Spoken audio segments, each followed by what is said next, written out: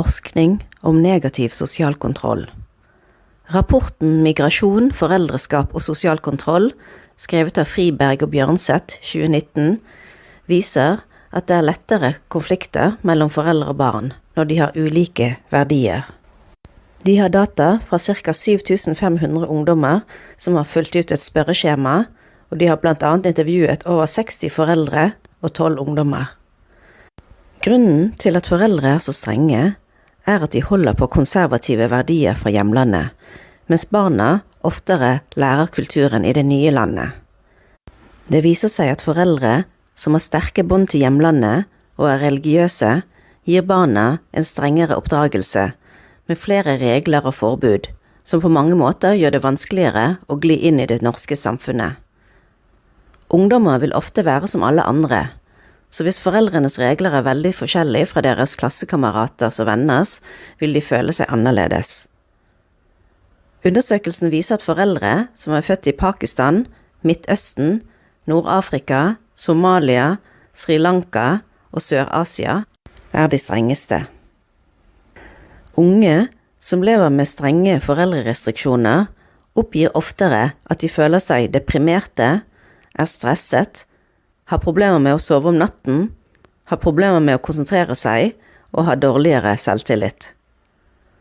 Områder barn og foreldre har forskjellige verdier er for eksempel knyttet til om sex før ekteskap er akseptabelt, om homofili er akseptabelt, om ungdommer kan ha kjæreste på videregående skole, eller til og med om å være sammen med en av det motsatte kjønn uten voksne til stede.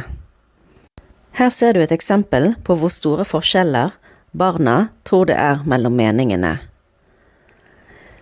I denne figuren ser du forskjellen mellom hva ungdommene tror foreldrene mener, og hva de selv mener.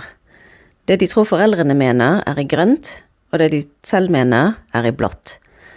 Hvis vi ser på et tema som sex for ekteskap, så ser det ut som at ungdommer fra Pakistan tenker at 80% av foreldrene mener at det ikke er akseptabelt, mens når det gjelder ungdommene selv, er det bare 40% som mener at det ikke er akseptabelt. Når man ser på tallene fra de med bakgrunn fra Sri Lanka, så tror barna at 60% av foreldrene mener at sex ikke er akseptabelt, mens de selv er på over 20% bare. Hvis vi sammenligner disse tallene med de som kommer fra Europa eller Norge, så ser vi at nesten ingen mener at sex før ekteskap ikke er akseptabelt. På samme måte så ser vi dette når det gjelder homofili, om det er akseptabelt eller ikke, eller med vennskap mellom gutter og jenter. Resultatet av forskjellige verdier kan være at noen lever et dobbeltliv. Som du kan se i denne tabellen, så viser det at 1 av 5 av alle jentene har hatt kjæreste det siste året, selv om foreldrene ikke synes det er akseptabelt. Det samme gjelder 30% av guttene. Cirka 1 av 3. Hva tenker du at vi kan gjøre for at det ikke skal være så store forskjeller i verdier mellom foreldre og barn?